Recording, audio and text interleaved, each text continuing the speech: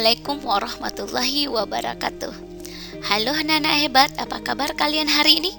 Alhamdulillah, luar biasa, Allahu Akbar. Semoga kalian selalu sehat dimanapun kalian berada.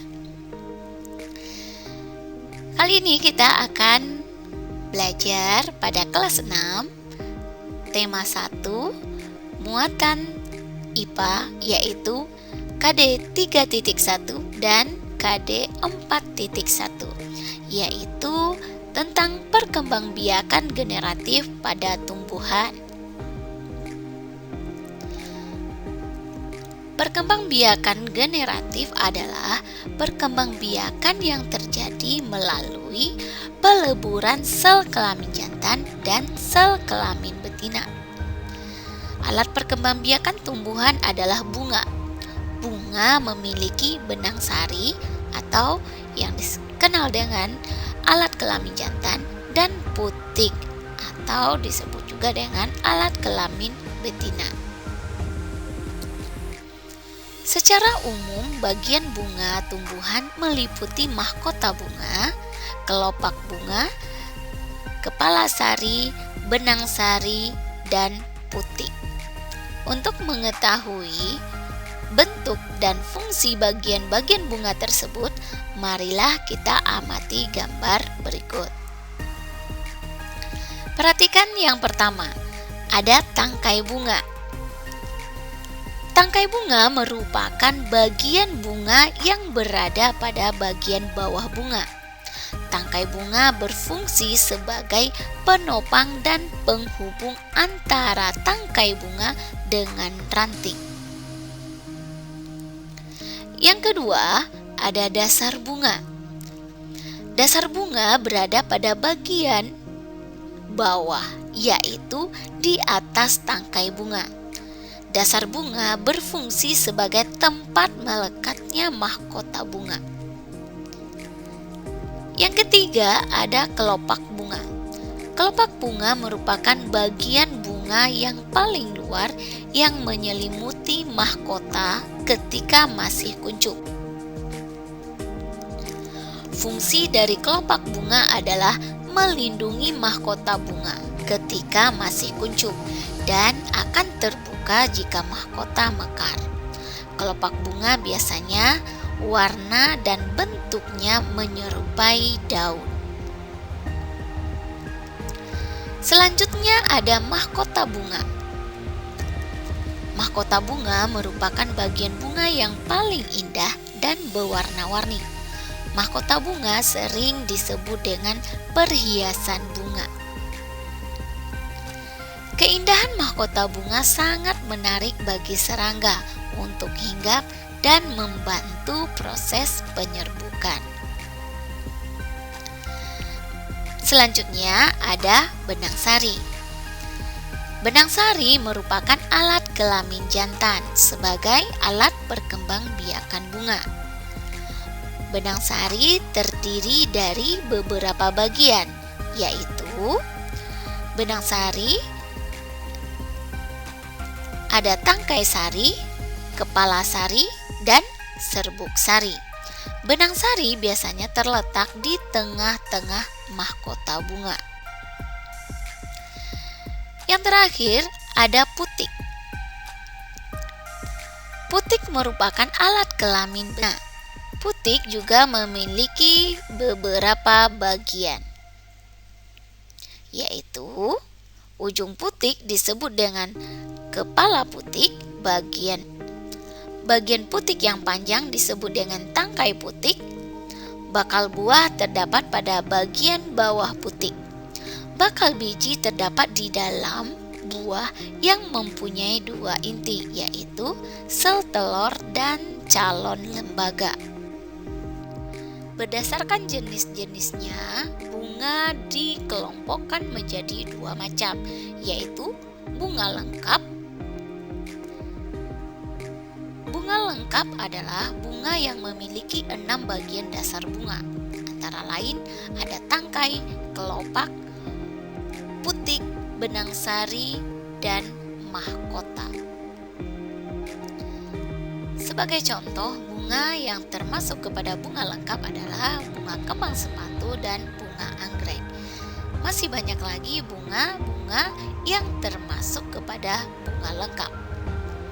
Yang kedua yaitu bunga tidak lengkap, yaitu bunga yang tidak memiliki salah satu dari 6 bagian dasar bunga tersebut. Nah, sebagai contoh, fungsi bunga.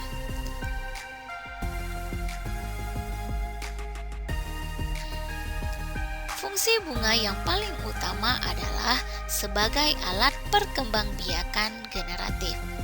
Perkembangbiakan generatif merupakan perkembangbiakan yang didahului oleh pembuahan. Pada tumbuhan berbunga, pembuahan yang terjadi didahului dengan penyerbukan. Penyerbukan adalah peristiwa jatuhnya serbuk sari ke kepala putik. Bagaimana proses perkembangbiakan generatif pada tumbuhan? Nah, untuk mengetahui prosesnya, marilah kita lihat skema berikut. Terjadi peristiwa penyerbukan. Nah, penyerbukan yaitu serbuk sari jatuh di kepala putik. Perhatikan gambarnya. Setelah terjadi penyerbukan, maka terjadi peristiwa pembuahan, yaitu serbuk sari atau sel kelamin jantan melebur dengan sel telur atau sel kelamin betina. Setelah itu, pembuahan akan menghasilkan zigot. Zigot akan tumbuh menjadi embrio atau tunas tumbuhan di dalam biji.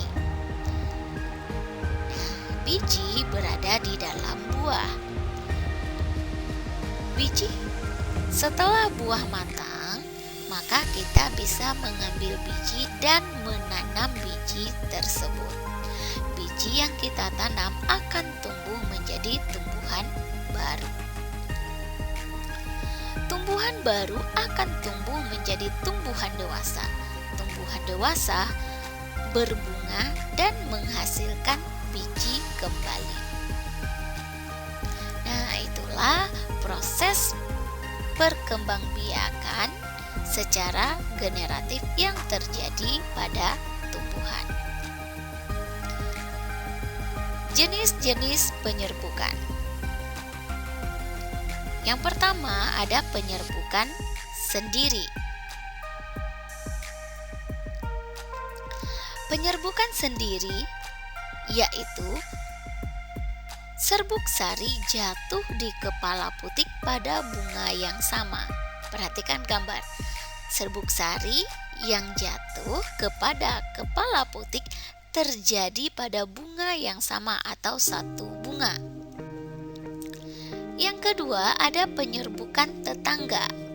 Pada gambar tampak bahwa ada 2 bunga. Nah, penyerbukan tetangga yaitu serbuk sari jatuh di kepala putik pada bunga yang masih satu tumbuhan. Jadi, serbuk sari ini jatuh kepada dari bunga satu, jatuh ke kepala putik bunga yang lainnya, namun masih dalam satu pohon atau satu tumbuhan. Yang ketiga ada penyerbukan silang. Nah, penyerbukan silang adalah jatuhnya serbuk sari ke kepala putik pada bunga yang lain yang sejenis tetapi berbeda tumbuhan. Nah, dari bunga satu, pohon satu ke pohon 2.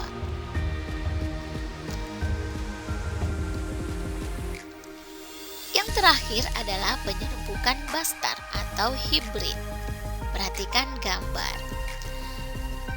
Penyerbukan bastar adalah jatuhnya serbuk sari di kepala putik pada bunga yang berasal dari tumbuhan yang berbeda varietasnya.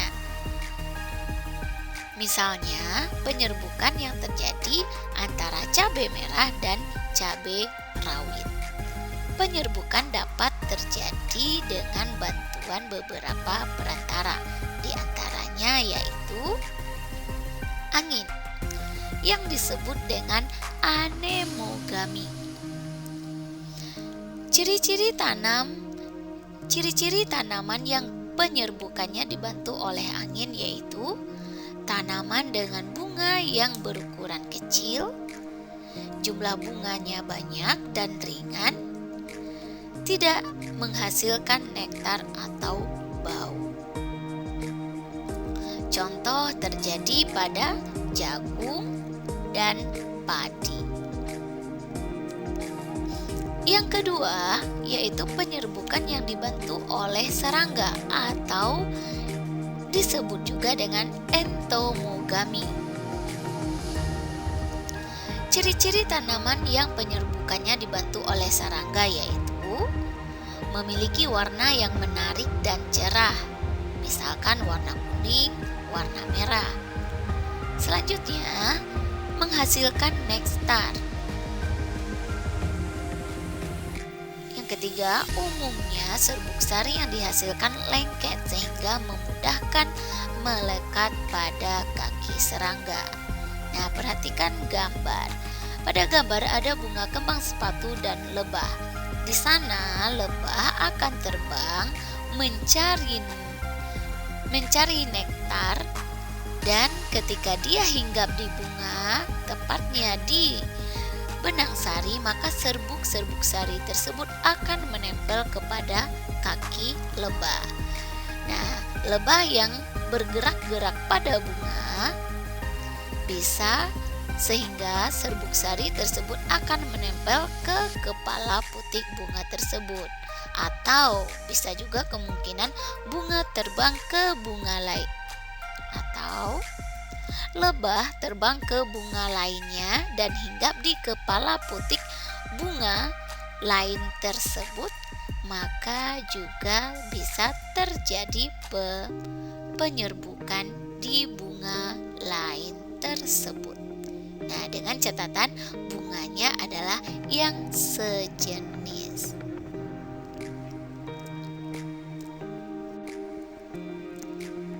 Selain lebah, serangga yang lain yang dapat membantu penyerbukan adalah ada kupu-kupu, ada kumbang, ada tawon, ada semut, ada lalat, dan nyamuk. Nah, inilah serangga-serangga yang bisa membantu penyerbukan pada bunga.